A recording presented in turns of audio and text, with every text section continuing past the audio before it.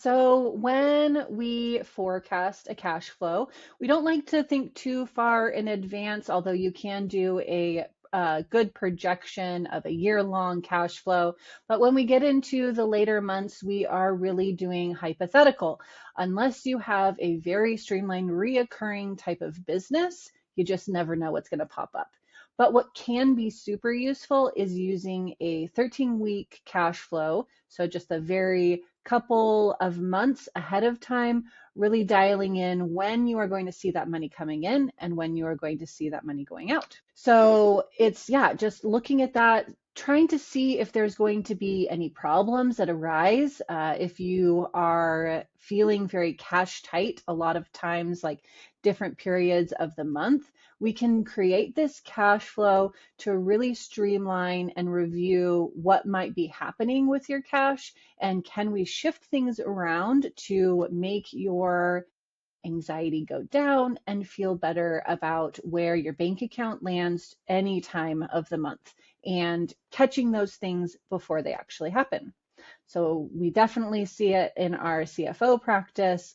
We use it with our business owners, and sometimes lenders like to see these depending. So how do you create a cash flow forecast? So the first thing that we're going to do is start, of course, with the beginning cash that we have. So any cash that you are holding that you can utilize for money going in or money going out, we want to look at that. So, and this is not credit cards or anything like that, but we want to look more on our physical cash. So bank accounts, savings accounts, and if you have pending, maybe you've received some funds in a check, you just haven't taken those to the bank, those are part of our starting current cash. But we really want to dial this in and make sure that our accounts are reconciled, that we're using a very clean, clear number so that the rest of the forecast can truly be how it should. The next thing that we're going to look at is all of the inflows that we have. So a lot of times companies will have invoices and due dates for these invoices, and hopefully you have customers that are landing on these specific due dates, but sometimes you don't. So it's really gathering up all of your invoices that you have, seeing when things are due, and kind of adjusting to see, oh, okay, well, we see that something is coming due in 4 weeks. Are we going to actually receive that cash? Or are we going to see it maybe in week 5 instead? Or maybe you have some sort of discount available and this particular customer likes to pay and get that discount. Well, we actually see that in week 2 instead of week 4. So this is really where we're putting specifically where we're going to see the cash. And this can be any refunds that you know are happening. Maybe you have a tax return that will be coming and it's going to be showing up in week 6. We'll want to put that in week 6. If you, yeah, like going through your customer payments, if you have any loans that you have some capital that's coming in, maybe you have a partner that is lending money over and they're going to get it next week. So you can input that in next week. It can't help us this week, but it can help us next week and moving forward.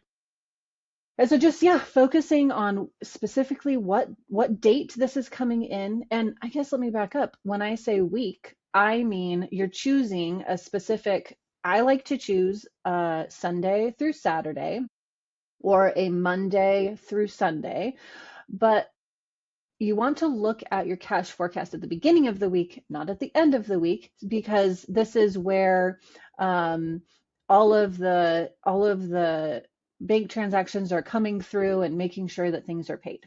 So yeah, just kind of reviewing all of the dates and timing of the cash. Next, we have our cash outflow. And so this is specifically when things are going to be due.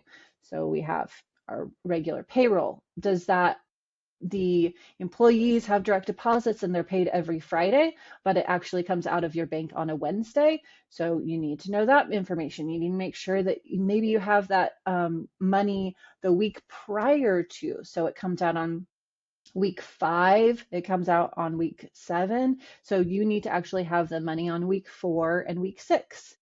Do you have loan payments? This is where reoccurring things are showing up. Any subscriptions that you may have, your tax payments coming in April and June and September.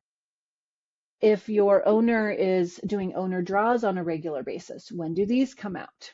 And also, we should have some bills that have specific due dates if you have any lending that's any terms with people. So if you can pay a net 30, net 60, you want to make sure that you're inputting those specific times. And at this point, you're saying, okay, yeah, this should be about when we're pulling this money and putting it in those specific weeks. This is where you can really see where you might have some problems coming up.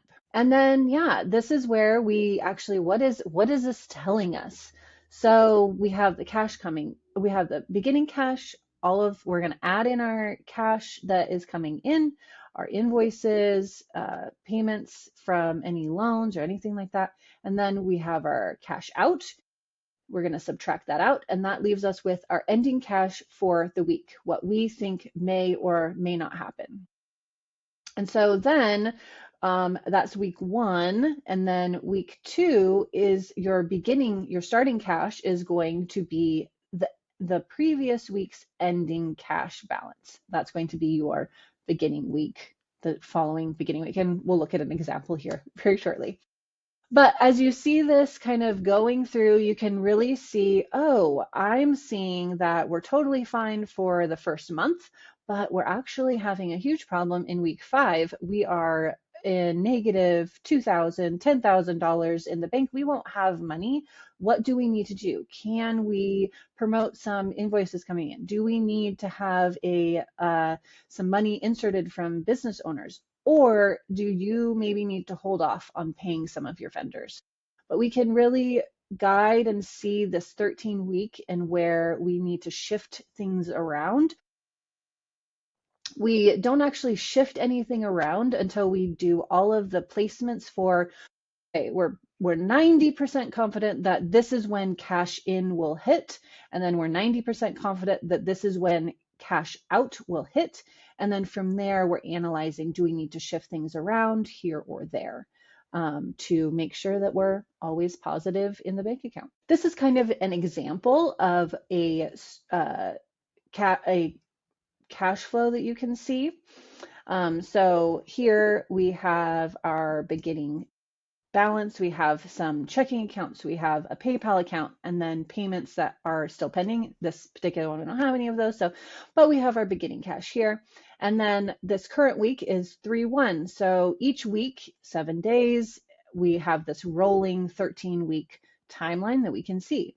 So this top line, we're going to be inputting when we know that we're going to be receiving cash. And then all of these maybe adjustments and unexpected things that we know are also going to pop up that maybe our software, that information isn't there. So if you have invoices, maybe you just have a one-time occurrence or something like that. And then down below, we have our bills here as well. Again, doing the time rhythm of what's already within QuickBooks if you're entering in bills, and then adding adjustments along the way. You're adding in your different vendor bill or tax bill. So in week 1, we have, we start with our beginning cash. We add in our week 1 information. I need to get a better mouse. That's okay. And then we have our bills down here. And so at the end of the week, although at the beginning of the week, we start with $14,000, we can see at the end of the week, we're ending with $5,600. And as the time goes on, we can see that we actually are in a crunch here at around 322. So in a couple weeks, in 4 weeks. So what do we need to do in order to shift that? Now, it may not be a lot, but it is enough for us to be like, okay, well, we might want to, maybe we can't pay in full the vendor bill. Maybe we want to pay $3,000 instead of $4,000. And then we can also see that as time goes on, we're hitting all of these negatives. And so we really want to take into account, how can we get more money coming in so that we can pay our bills? So yeah, why it matters. It matters because we can forecast out and show when cash problems are really going to arise. So it's important to stay on top of this and really look at it on a regular basis. It's something that it does take some time to set up, but once you have a rhythm and a system in place and how to update it, it can only take about 15, maybe 30 minutes as you're analyzing and moving things around to really have a good grasp on what's going to happen in the next week. It helps you plan and spend, not have these crises. And it also gives you confidence in making sure that you can hit your payroll and your employees are staying happy. You hit your payments to your vendors that they're staying happy, and that you have money all around. Revenue is really important, but what really matters and keeps the doors open is going to be that cash. Once you know your numbers, you can own your future. That's it for today. Thank you so much for joining us. I, again, am Jen Shaw. I'm with All Accounting. And if you are feeling like this is exactly what you are needing, but you just are unsure exactly how to set this up, we are certainly here to help with that, to guide you along the way. We are your accountability buddy, people that will help you really dive into your numbers on a regular basis to keep you consistent and keep showing up. I hope to see you next week and enjoy your weekend.